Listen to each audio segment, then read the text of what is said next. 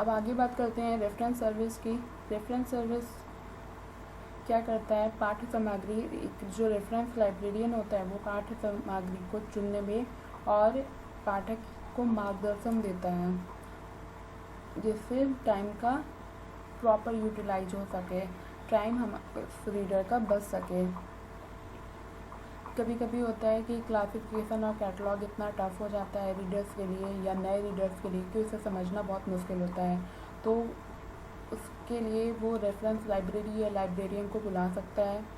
उससे उसकी जटिलताएं जो है पाठक को समझ में आ जाती हैं। इसलिए रेफरेंस लाइब्रेरियन को रखना बहुत ज़रूरी होता है।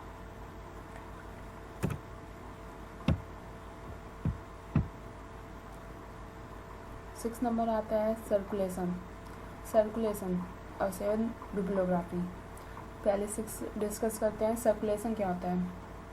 सर्कुलेट करना। कोई भी वर्ड होता है थोड़ा सा आप तोड़ के देखा करिए कि क्या उसका मीनिंग निकल रहा है।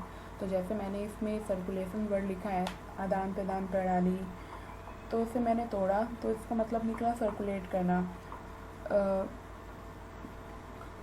या इसे कह सकते हैं आप चार्जिंग डिस्चार्जिंग मेथड या बुक को इशू करना। जो हमारा चार्जिंग और डिस्चार्जिंग मेथड है, चार्जिंग और डिस्चार्जिंग मतलब क्या होता है, जब हम बुक्स को लेते हैं किसी लाइब्रेरी से और उसे पुनः देते हैं, जब हम बुक्स को लेते हैं तो उसे चार्जिंग कहते हैं, चार्जिंग मेथड। और जब हम उसे वापस करते हैं, उसका टाइम पूरा हो जाता है या हम उस बुक को पढ़ लेते हैं तो उसे वापस करते हैं, तो उसे डिस्चार्जिंग मेथड कहते हैं। इसी को सर्कुलेशन या इशू मेथड कहा जाता है। इशू मेथड हमें ऐसा अपनाना चाहिए कि लाइब्रेरी को जिससे पाठक का समय जो है वो नष्ट ना हो, इजी ढंग से हम उसे बुक्स दे दें। आदान प्रदान जो होना चाहिए बुक्स का वो बहुत आसान होना चाहिए। ऐसा नहीं होना चाहिए कि कोई भी पाठक आया, वो अपनी बुक्स को लेके हमारे सामने टेबल पे बैठ गया और हम अपना जो वर्क होता है रजिस्ट्री में एंट्री करने में बहुत सारा उसका टाइम किल कर दिए कि, तो ऐसा नहीं होना चाहिए। इसलिए दो बहुत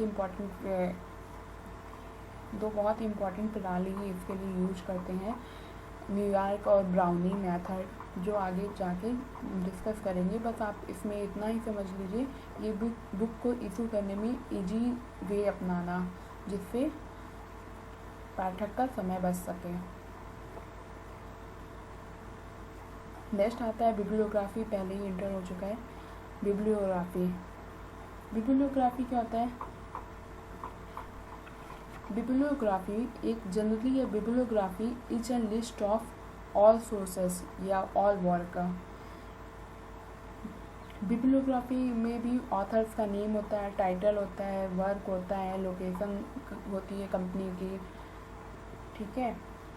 अब आप बोलेंगे कि ये तो सब कैटलॉग में भी होता है। हाँ, कैटलॉग में भी होता है और कैटलॉग और बिब्लियोग्राफी में थोड़ा सा अंतर है, ये समझ में नहीं आता है कई लोग को, पर मैं इसमें बताती हूँ। देखो, जो लाइब्रेरी का कैटलॉग होता है वो अपनी, जैसे मेरी लाइब्रेरी है तो मेरी लाइब्रेरी का कैटलॉग मेरे तक ही होगा, मेरी लाइब्रेरी तक ही होगा। और कैटलॉग की जो लिमिटेड स्कोप होता है उसका, कैटलॉग में भी ऑथर नेम टाइटल होता है पर एक लिमिटेड होता है। They give exact location in library. किसी को कोई बुक ढूंढने में दिक्कत हो रही है तो वो कैटलॉग की हेल्प से ढूंढ सकता है, वो सेल्फ पे जा सकता है, वो लोकेशन बताता है कैटलॉग। लिस्ट होती है ऑथर की, को ऑथर की, टाइटल की, ठीक है, वो एक लिस्ट होती है, उसके थ्रू वो लाइब्रेरी में जो मटेरियल है उस तक पहुंच सकता है। बिब्लियोग्राफी लोकेशन नहीं बताती है, ये मेजर अंतर है। बिब्लियोग्राफी एक बुक के बारे में इंफॉर्मेशन देती है, पूरी बुक के बारे में, ठीक है। Library catalogue list of that resources you will find in a library catalogue collection, library collection के बारे में बताता है। तो आपको बिब्लियोग्राफी और कैटलॉग में अंतर पता चल गया होगा। ये दोनों एक लाइब्रेरी में होने चाहिए जिससे रीडर का टाइम बच सकता है। तो ये रहा चतुर्थ सूत्र। चौथा सूत्र, आगे बढ़ते हैं। हाँ, हमने बोला था कि अपूपा पैटर्न इधर डिस्कस करेंगे लास्ट में। तो अपूपा देखिए, इस अपूपा के बारे में क्या बताया गया है। पहले तो ये जान लीजिए कि ये सेल्फ अरेंजमेंट का मेथड है। एक एग्जांपल है सेल्फ को अपनी अलमारी को, निधानी को एक अरेंज करना।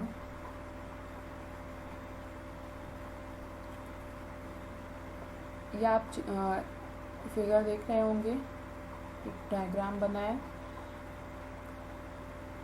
इसे देखिए, अब थोड़ा समझिए। ऊपर लिखा है एलियन, पेनुम्ब्रा, एलिन, पेनुम्ब्रा, उम्बरा, सॉरी ये उम्बरा है, एल नहीं है यहाँ पर, उम्बरा है, पेनुम्ब्रा। आप लिख भी सकते हैं एलियन, ठीक है। इसे एलाइन भी पढ़ते हैं। एलाइन में जो होता है वो और कम उपयोगी ग्रंथ होता है। सबसे इम्पोर्टेंट होती है उम्बरा।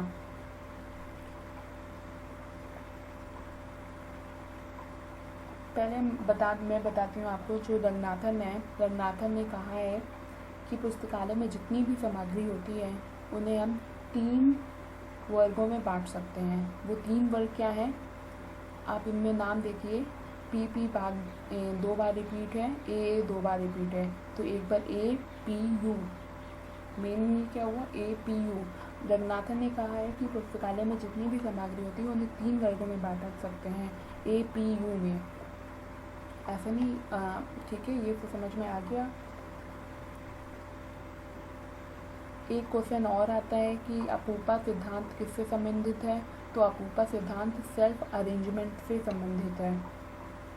सेल्फ अरेंजमेंट से संबंधित है अपूपा सिद्धांत। अब बात करते हैं ये होता क्या है। कुछ समझ में नहीं आ रहा होगा तो मैं बताती हूँ। देखो बीच में देखो उम्ब्रेल लिखा है। उम्ब्रेल का मतलब होता है सर्वाधिक उपयोगी ग्रंथ। ये एक अरेंजमेंट का मेथड है। बुक्स को हम कैसे अरेंज करें, एक अलमारी पे बुक्स को हम कैसे रखें। उम्रा मतलब बीच में हमें ऐसी बुक्स रखनी है जो बहुत उपयोगी हो, जो डायरेक्ट जाके ही रीडर्स को अट्रैक्ट करे, ठीक है। पेनुम्ब्रा में क्या होता है, कम उपयोगी ग्रंथ। मतलब जो उम्ब्रा से कम उपयोगी ग्रंथ को हम पेनुम्ब्रा में रखते हैं। और पेनुम्ब्रा के बाद जो होता है एलाइन, तो उसमें और कम उपयोगी ग्रंथ को रखा जाता है। कुछ बुक्स ऐसी होती हैं जो बहुत कम या उपयोगी नहीं होती हैं, कह सकते हैं, पर उनकी उपस्थिति जो होती है वो अनिवार्य होती है, तो उन्हें और कम उपयोगी ग्रंथ में रखा जाता है, ठीक है, एलिन में रखा जाता है। तो ये समझ में आया। ये डायग्राम में देखो नीचे लिखा है लेस रिलेटिव सब्जेक्ट, मतलब सब्जेक्ट की जो बुक होती हैं वो कम रिलेटिव हो। Most relative subject, core subject, जो महत्वपूर्ण सब्जेक्ट हो, जो बहुत इम्पोर्टेंट हो, उससे भी कम रिलेटिव हो, उससे और भी कम हो। तो ये अपूपा मेथड फॉलो करना चाहिए। इससे क्या होता है, रीडर्स का टाइम बचता है, रीडर को अपनी इम्पोर्टेंट किताब ढूंढने में इजी होता है। नेक्स्ट आते हैं 5वें सूत्र पे। पुस्तकालय एक विकासशील संस्था है। तो हम अगला बात करते हैं 5वें सूत्र की। 5वां सूत्र आपको बताता है पुस्तकालय एक विकासशील संस्था है। Library is a growing organism.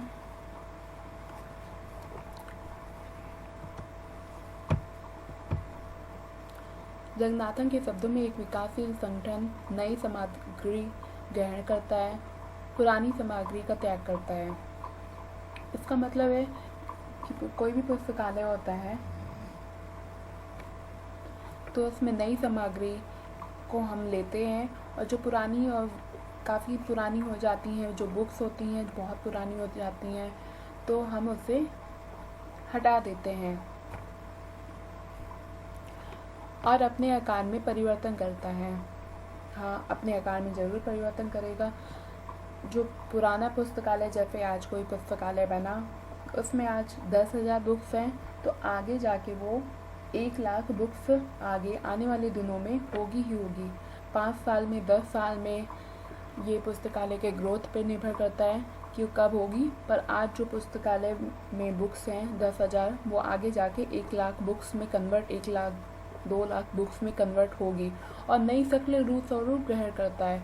हाँ, क्योंकि जब बुक्स ज़्यादा होंगी तो जगह बढ़ेगी तो पुस्तकालय के आकार में भी चेंजेस होंगे।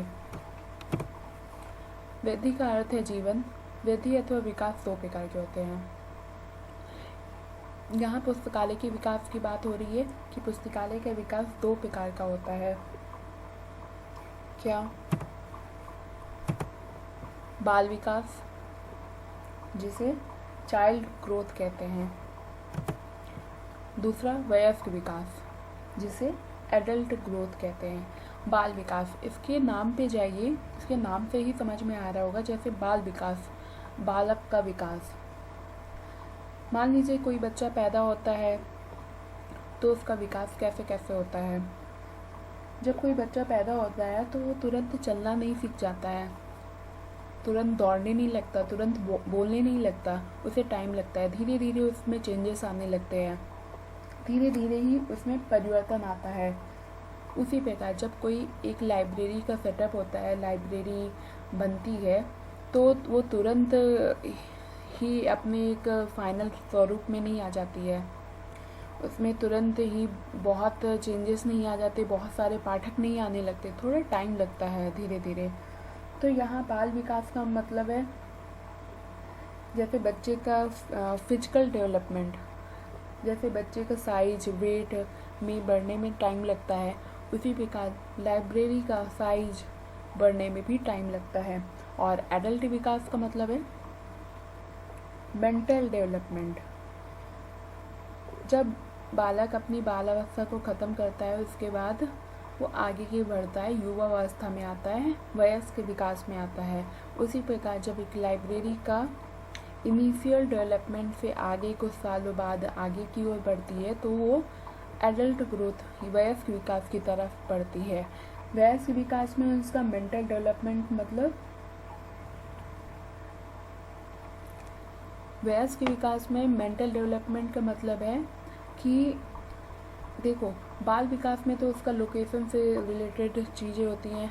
वयस्क विकास में उसके रीडर्स की संख्या बढ़ती है, इंटर लाइब्रेरी लोन होने लगते हैं, कई चीज़ें एडिशनल ऐड होती हैं वयस्क विकास में।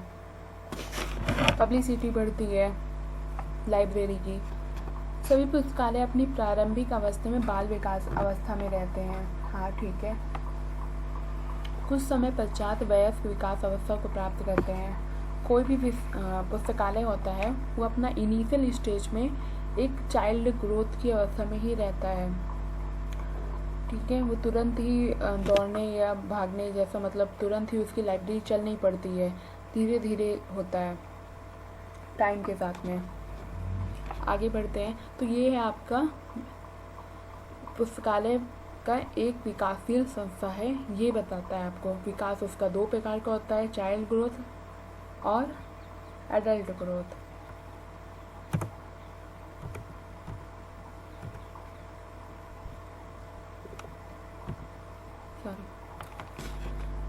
पंचम सूत्र के निहितार्थ। अब implication of fifth law. Fifth law के निहितार्थ में पुस्तकालय स्वचालन है। इसका मतलब लाइब्रेरी ऑटोमेशन, डिजिटाइजेशन। इसका क्या मतलब है कि हम डिजिटाइजेशन डिजिटल वर्ड से बना हुआ है, मतलब कि हम डिजिटल हो जाएं, ज़्यादा से ज़्यादा